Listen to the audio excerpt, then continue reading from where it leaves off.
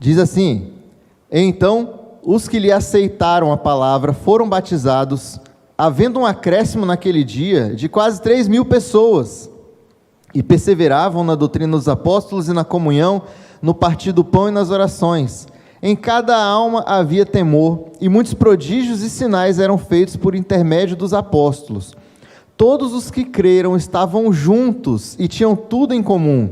Vendiam suas propriedades e bens, distribuindo produto entre todos, à medida que alguém tinha necessidade.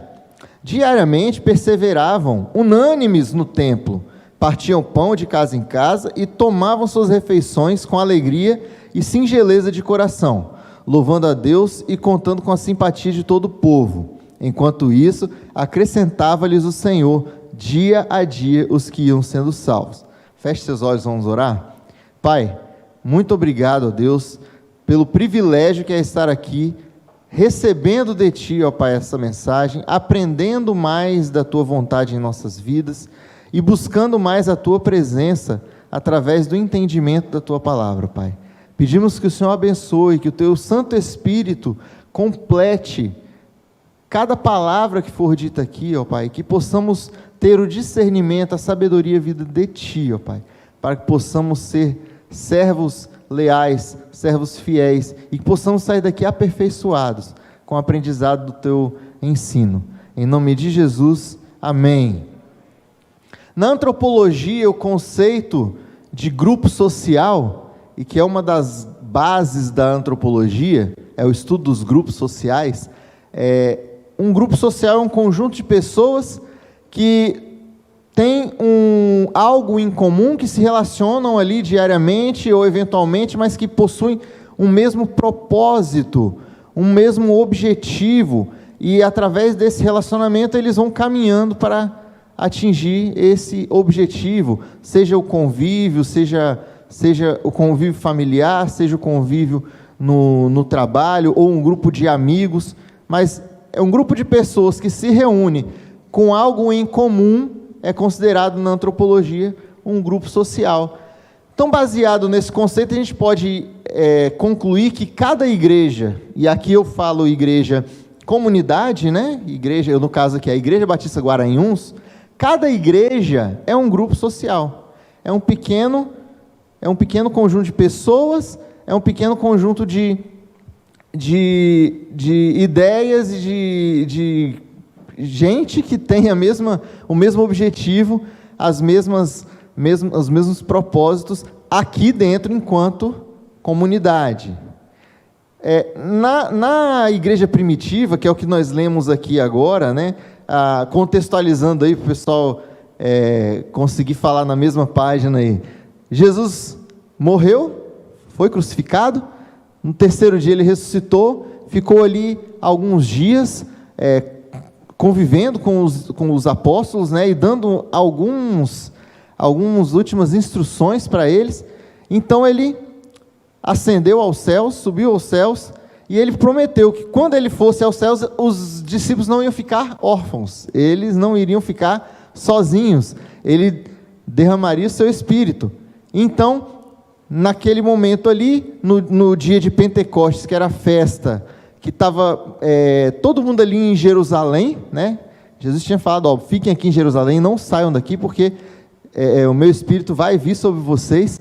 Então, quando eles estavam ali em Jerusalém, o Espírito desceu e todo mundo começou a sentir um derramamento do Espírito, porque antigamente o Espírito ele agia de formas pontuais, né? Então, ao momento que Deus derramou o Espírito sobre a terra, ele agora está aí, né? Estamos transbordando do Espírito, e muita gente não entendeu, ficaram questionando, gente, esses caras estão falando um monte de coisa aí, o cara que está falando em grego, mas o romano está entendendo, o outro é árabe, mas está falando e o hebreu está entendendo, enfim, as pessoas estavam ali experimentando algo novo, uma novidade que Deus tinha mandado para poder estimular, para poder dar um gás nos seus discípulos, que a partir dali foi o start para que eles iniciassem com mais efetividade a proclamação do Evangelho.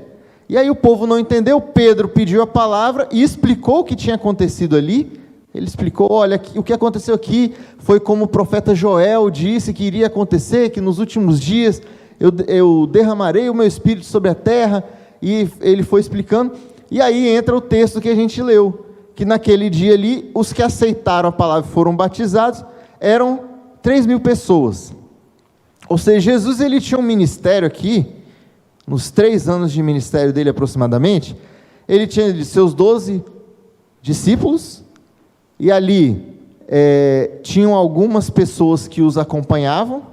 Em determinados momentos chegavam a ter milhares, né? Às vezes até 10.000 pessoas, que na multiplicação dos pães, né? 5.000 homens foram alimentados. Então, se a gente bota aí que tinha 5.000 homens, as mulheres e as crianças somadas aí davam mais ou menos 10.000 pessoas. Mas o núcleo ali era quem? Era Jesus e os 12. Quando Jesus ressuscitou, né, morreu e subiu aos céus, basicamente tinham ali os 12 e mais algumas dezenas de pessoas que faziam parte da comunidade ali, do grupo social deles, que eram as pessoas que acreditavam em Cristo, aproximadamente 120 pessoas. Quando o Espírito se derramou no primeiro culto, 3.000 se converteram, ou seja, a igreja primitiva de 120 passou a ter mais de 3.000 membros. Passaram a ter mais de 3.000 membros.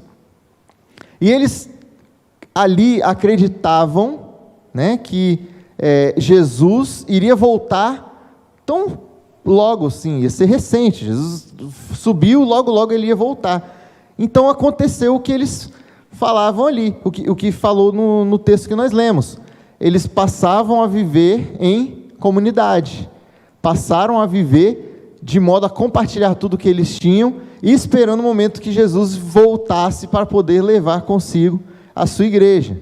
Então a gente tem algumas características dessa igreja primitiva, que a gente percebe aqui em Atos 2. Em primeiro lugar, ela era formada por crentes, uma igreja formada por pessoas que se converteram do judaísmo, das religiões pagãs, enfim, se tornaram crentes em Cristo. Tinham padrões bem definidos de doutrina, comunhão, amor e oração, porque eles perseveravam na doutrina dos apóstolos, eles compartilhavam o pão, eles vendiam seus bens e dividiam entre si para que pudessem manter. Então todo mundo tinha o mesmo nível ali social, havia essa harmonia, essa comunhão. Todo dia eles estavam se encontrando, se encontravam no templo, se encontravam nas casas e perseveravam em oração. Eles eram liderados por verdadeiros apóstolos, eram os 11, de apóstolos, mas depois foi acrescentado o 12º novamente. Então eles eram liderados pelos verdadeiros apóstolos, aqueles homens que realmente viram Jesus, que realmente ouviram de Jesus os ensinamentos, as doutrinas.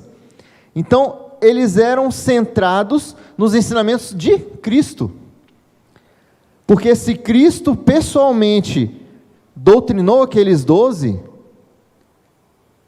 os seguidores deles recebiam ali a doutrina verdadeira de Cristo. Eles eram unidos com um único propósito: cuidar uns dos outros até a volta de Cristo. Esse era o propósito da igreja primitiva. Vamos ficar aqui, vamos cuidar uns dos outros até que Jesus venha, até que ele venha, como diz a música. Então eles tinham uma comunhão de bens, eles eram frequentes no templo, eles continuaram a frequentar o templo.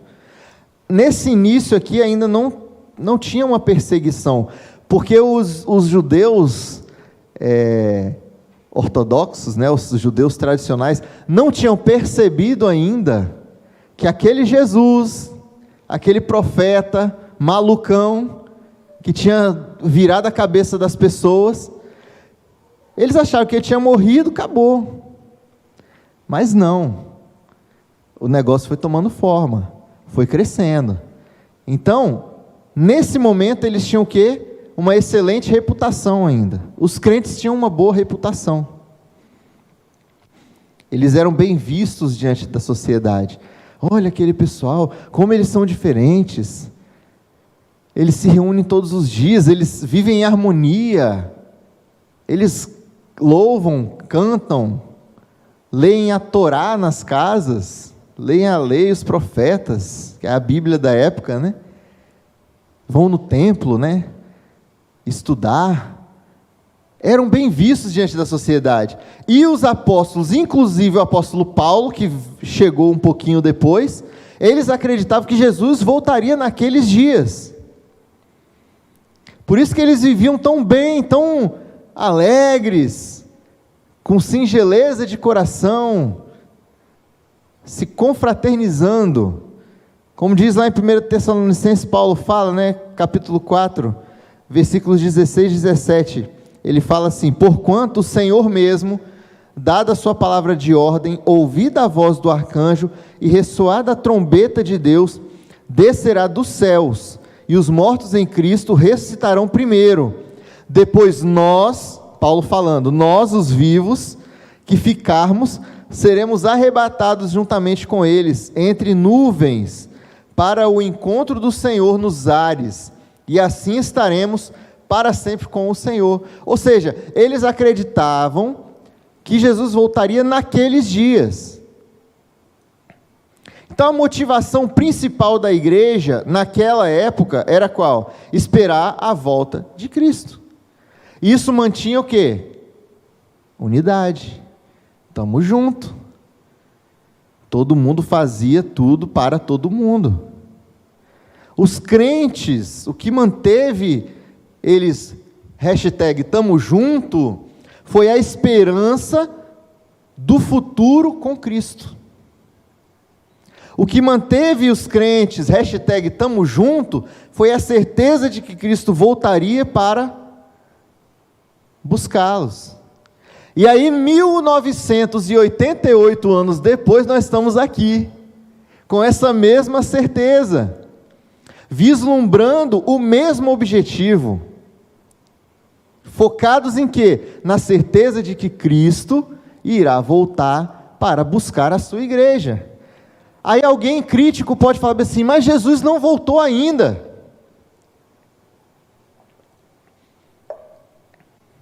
Jesus não voltou ainda, e o povo ainda está esperando. Todos os dias, deixa eu contar um segredo para você aqui, acho que você não percebeu. Todos os dias, Jesus volta para alguém.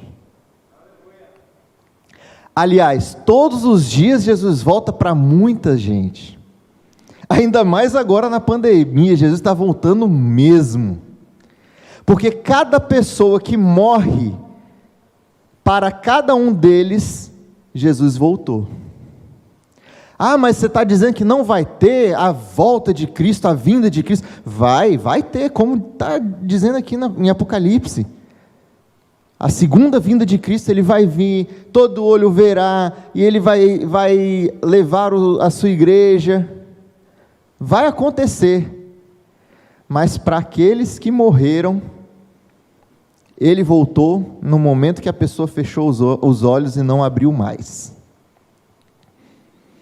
Se eu morrer amanhã, Jesus voltou para mim, porque eu não tenho mais chance aqui nessa terra de buscar a presença dEle, de estar junto com a minha família, de estar junto com a minha igreja, de pregar a palavra. Acabou. Ele voltou.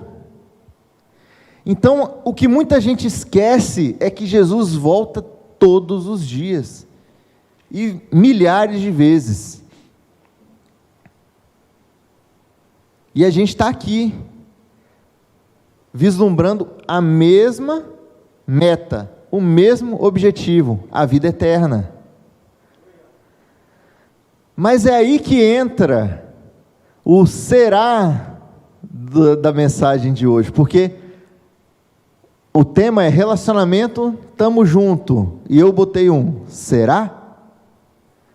Será que a igreja pode dizer #tamo junto?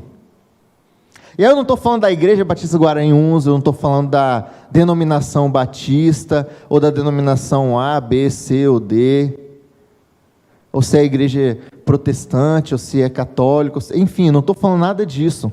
Eu estou me referindo à Igreja de Cristo, aqueles que estão espalhados pelo mundo. Será que podemos dizer #tamo junto? Então, baseados nessas características da igreja primitiva, e eu não estou falando aqui que a gente precisa voltar a ser como eles, porque eles tiveram o propósito deles lá naquele momento, tanto que tempos depois passaram dificuldade, ficou todo mundo pobre. Todo mundo sai do emprego, vende o que tem e come tudo, um monte de gente, no momento o recurso acaba. Tanto que tempos depois, o próprio apóstolo Paulo, os outros apóstolos, recolhem ali ofertas para mandar para a igreja de Jerusalém, porque os crentes de Jerusalém estavam passando dificuldade. Eram esses daqui que estavam juntos. Mas isso é outra história. Baseado nessas características da igreja primitiva, eu trouxe 3 características, 3 pontos, de uma igreja que pode dizer realmente estamos juntos. Em primeiro lugar, estamos juntos com esperança. João 14, de 1 a 3, diz assim: não se turbe o vosso coração, credes em Deus, credes também em mim. Na casa de meu pai há muitas moradas, se assim não for, eu vou teria dito, pois vou preparar-vos lugar. E quando eu for e vos preparar lugar, voltarei e vos receberei para mim mesmo, para que onde eu estou, estejais vós também. Depois da festa da Páscoa, antes de Jesus ser crucificado, os discípulos já estavam ali aflitos, preocupados com o futuro. E Jesus foi lá e acalmou eles. Calma, gente, eu vou voltar. Eu estou indo para a casa de meu pai, lá tem muitas moradas. E se não tivesse, eu ia falar, vou preparar lugar para vocês, e depois eu vou vir e vou levar vocês, para que onde eu estiver, vocês também estejam. E aí depois eles até falam, mas como que a gente vai chegar? Aí ele fala, eu sou o caminho, a verdade e a vida. Mas então, Jesus deu a certeza para os discípulos que ele voltaria. Então, a primeira característica de uma igreja unida é a certeza de que Cristo vai voltar para nos levar para uma vida eterna com Deus.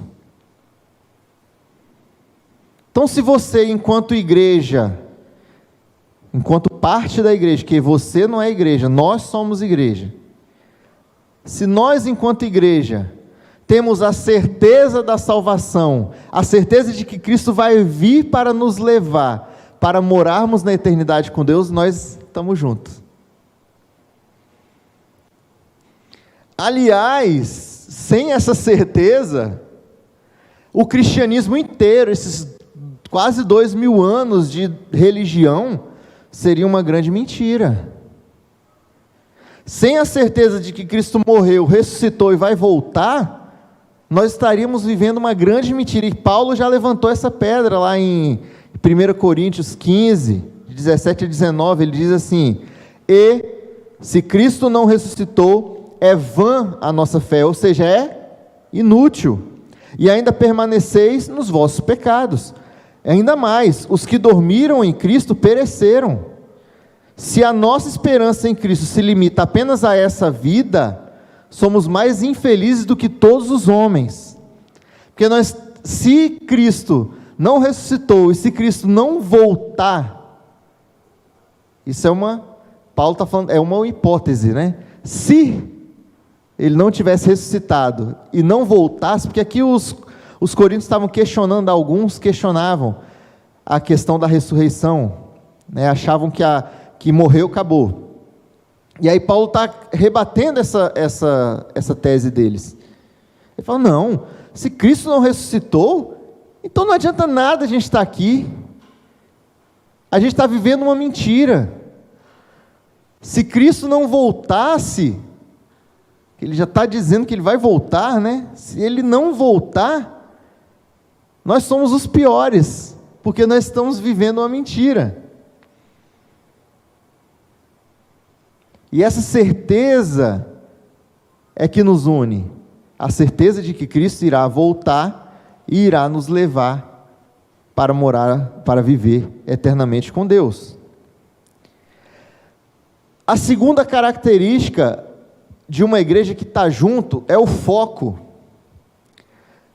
Mateus 28, 19 e 20 diz assim: Ide, portanto, fazei discípulos de todas as nações, batizando-os em nome do Pai, do Filho e do Espírito Santo, ensinando-os a guardar todas as coisas que vos tenho ordenado, e eis que estou convosco todos os dias, até a consumação do século. Logo após Jesus dizer isso, ele subiu aos céus. Essa foi a única ordem, o único mandamento que Jesus deixou para os discípulos. Consequentemente, deixou para nós: Ide, fazei discípulos de todas as nações. Tudo que vem além disso, na praxis, na prática, na religiosidade, nas doutrinas, nas culturas, nos costumes, tudo que vem além do ide e fazer discípulos, é um mero complemento, é ferramenta que a gente usa.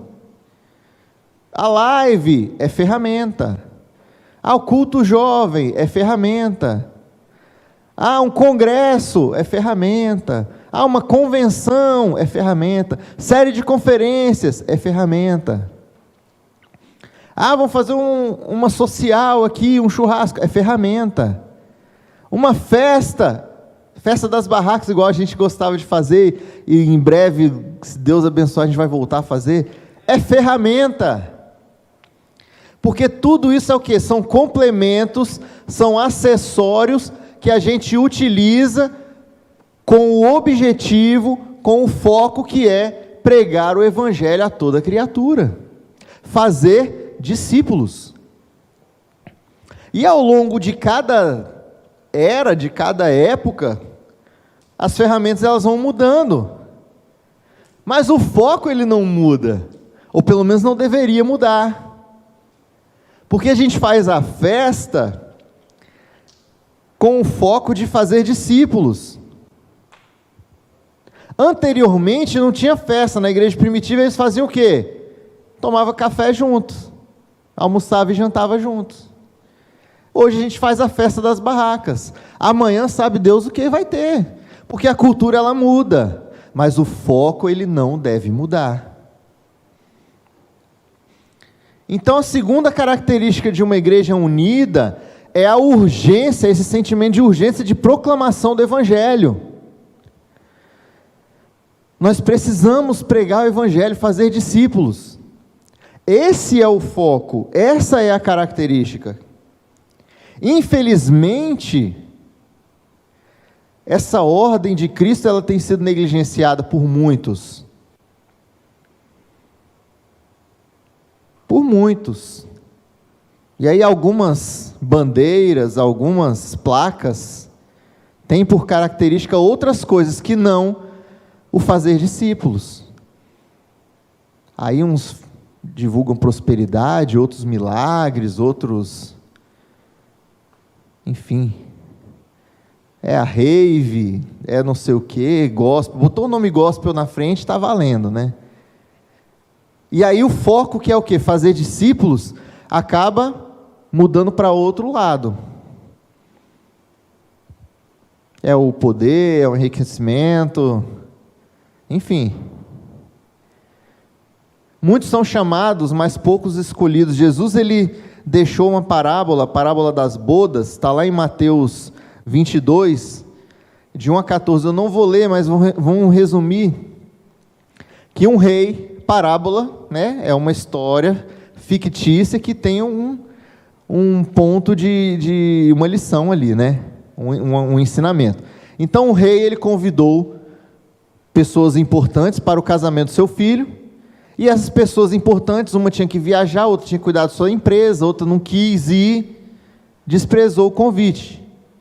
Depois mandou convidar outras pessoas e eles não se importaram. Até, na parábola diz que eles mataram o mensageiro, os servos, os mensageiros. E aí o rei ficou muito indignado e falou: gente, a festa está pronta, está tudo pronto, o banquete está pronto. É um casamento. E casamento gasta, né, Márcio? E um casamento estava todo bonitinho, mas não tinha convidado. Aí o rei falou bem assim, então, falou com os seus servos: vai nas esquinas, nas encruzilhadas, em tudo quanto é lugar, e convida quem você vê pela frente. Já que os importantes não aceitaram o convite, convida quem quiser vir. E aí foi, e o casamento aconteceu. Porém, quando o rei estava lá dentro, da festa, ele viu que um dos convidados não estava com uma roupa apropriada. Falou bem assim: bom, eu convidei todo mundo, agora também vim com a roupa que não é a roupa cerimonial do casamento, não pode, então está expulso. Muitos são chamados, mas poucos escolhidos. Todo mundo é chamado, na verdade. E alguns até vão, mas não são escolhidos por quê? Porque perdem o foco. Porque acabam desviando a doutrina, desviando o direcionamento, perdendo o objetivo. Então, uma igreja unida, se você, se eu, temos em nosso coração esse desejo, essa compreensão de que é latente, de que é urgente proclamar o Evangelho, #tamo junto. A terceira característica é a liga, é a cola. Atos 1:8 fala assim: mas recebereis poder ao descer sobre vós o Espírito Santo, e sereis minhas testemunhas, tanto em Jerusalém como em toda a Judéia e Samaria, até os confins da terra. Jesus falando. O Espírito Santo é a liga, é a cola, é a que dá que causa essa união, que dá a entender a impressão de que somos um corpo. Joel, como Pedro citou Joel 2:28-32, e acontecerá depois que derramarei o meu espírito sobre toda a carne, vossos filhos e vossas filhas profetizarão, vossos velhos sonharão, e vossos jovens terão visões, até sobre os servos e sobre as servas derramarei meu espírito naqueles dias, mostrarei prodígios no céu e na terra, sangue, fogo e colunas de fumaça. O sol se converterá em trevas e a lua em sangue, antes que venha o grande e terrível dia do Senhor. E acontecerá que todo aquele que invocar o nome do Senhor será salvo, porque no monte Sião e em Jerusalém estarão os que forem salvos, como o Senhor prometeu, e entre os sobreviventes, aqueles que o Senhor chamar. Coisa linda. Joel, o profeta Joel, estava ali anunciando a obra que Deus iria fazer e que se concretizou lá em Atos. O Espírito Santo, ele foi aquele combustível, porque é como assim, os discípulos estavam ali, meio desanimados, mas com aquela fagulhazinha, porque Jesus tinha acabado de dizer que ele iria voltar, mas eles estavam preocupados, mas aquela fagulha estava acesa ali dentro do coração deles. E é como se você jogar um balde de gasolina em cima de um fósforo aceso, é aquela explosão. Foi o poder explosivo que fez o Evangelho alcançar os confins da terra.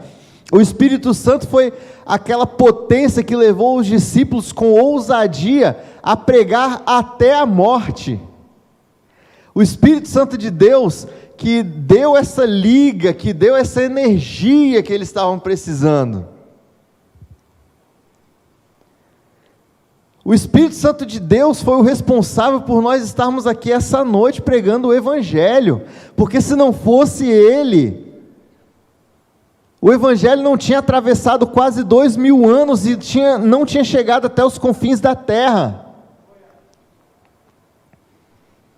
Que quando Jesus fala Judéia, Samaria, os confins da terra, ele estava se referindo ao Império Romano. E o Evangelho ultrapassou as barreiras do Império Romano, ultrapassou a Europa e chegou até a América. 1500 anos depois, né? E nós estamos aqui hoje falando sobre isso. Isso é graças a essa energia, a esse poder, a essa capacidade explosiva que o Espírito tem. Então a terceira característica de uma igreja unida é a presença do Espírito Santo. É o Espírito Santo que nos dá essa ousadia para pregar as boas novas da salvação. É o Espírito Santo que une as bilhões de pessoas espalhadas pela face da terra e consegue, através dessa união, transformá-los em membros de uma única igreja. Alguns aqui são meus alunos na EBD e tiveram lá há alguns, acho que uns 2 anos atrás. Um dia eu viajei, pastor. Eu li em algum lugar que se a gente tirasse todo o espaço entre as partículas de um átomo, assim, que o átomo ele tem o núcleo, né, as partículas, e tem os elétrons, né, os elétrons que giram em torno do núcleo. Se tirar esse espaço, todos os seres humanos juntos iriam caber dentro de no tamanho de um amendoim. É porque a gente é espaço, né? Por exemplo, o carvão mineral, ele possui a mesma fórmula química, o mesmo elemento químico do diamante. Porém, os átomos as moléculas do carvão, elas são mais juntinhas, aí vira o diamante. Quando são mais afastadas, é o carvão. Então, se a gente juntasse as partículas, todos os seres humanos iam caber no espaço de um amendoim, de um grãozinho de amendoim. Mais de 7 bilhões de pessoas, né? Nós somos hoje. E aí eu fui tentar dizer com isso, com essa ilustração, que a igreja de Cristo, ela é como um átomo espalhada pela terra. Está espalhado. Nós somos como se fossem as partículas. Então tem um pouco aqui, mais próximo, tem outro ali, tem outro lá. E ao redor da terra inteira, a igreja de Cristo está espalhada. Mas o que nos une um ao outro, o que me une ao pastor Manu, o que une o pastor Manu ao Aron, que une o Aron à Jéssica, que une a Jéssica à Ana, e que une todos os crentes do Japão, dos Estados Unidos, da África, da Europa, é o Espírito Santo. E assim a gente tem essa energia, átomo é energia, né? E continuando com a ilustração, possui grande energia, um átomo, né? Quando você parte um átomo, explode uma bomba atômica. Por isso que o nome chama bomba atômica. É quando a pessoa parte um átomo. A energia é tão grande que destrói tudo que está ali ao redor. E é Ele que nos dá essa ousadia. Então, se você tem o Espírito Santo dentro de você, #tamo junto, que nós somos uma igreja. E aí, para concluir, eu quero trazer uma pergunta, na verdade 2, para que nós possamos refletir qual é a nossa motivação em ser igreja. Será que a gente está junto só porque a gente gosta de estar junto? Eu estou aqui há 29 anos. Antes de ser igreja, era congregação, né? O Jonas também. Igor, que não está aqui, também está aqui. Igor, né, está viajando, mas também está aqui desde o início. A gente está aqui por quê? Porque a gente gosta. Porque é conveniente, é do lado da minha casa. Que é legal vir ao domingo, tocar, fazer um som, ver as pessoas, fazer as sociais quando pode, né? Quando a gente puder voltar a fazer nossos encontros sociais. Ou será que a gente tem a certeza de que a gente está aqui realmente com um propósito maior?